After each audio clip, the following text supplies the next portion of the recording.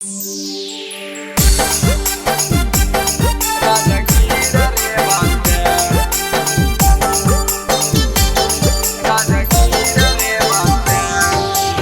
प्रतिमा recording studio Sheikhpura.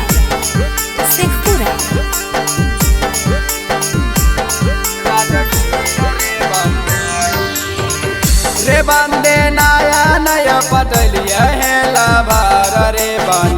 रे बंदे नया नया पटलिया है लाभार रे बंदे ओकरे साथे जाइबै राजगीर रे बंदे ओकरे साथे जाइबै राजगीर रे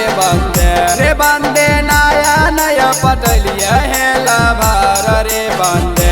बंदे नया नया पटलिया है लाभार रे बंदे ओकरे साथे जाइबै राजगीर रे बंदे ओकरे साथे जाइबै राजगीर रे बंदे।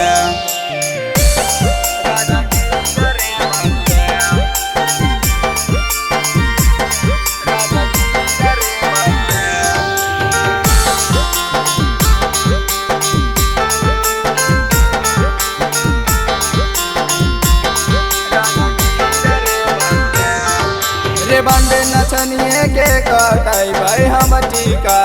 रे बंदे नचनिए के कटाइबै हम टीका रे बंदे ओकरे साथे जाइबै राजगीर रे बंदे मेला देखल जाइबै राजगीर रे बंदे नचनिए के कटाइबै हम टीका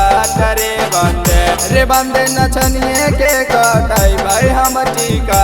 रे बंदे ओकरे साथे जाइबै राजगीर रे बंदे मेला देखल जाइबै राजगीर रे बंदे।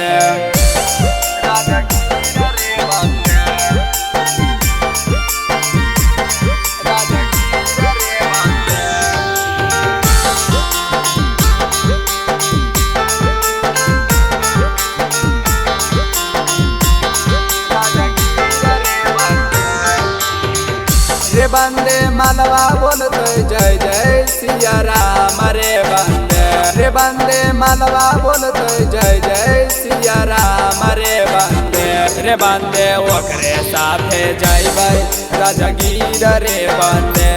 बंदे ओकरे साथे जाइबै राजगीर रे बंदे। बाजो है रूपेश गेला के गाना गाने गाम रे बंदे बाजो है रूपेश गेला के गाना गाने गाम रे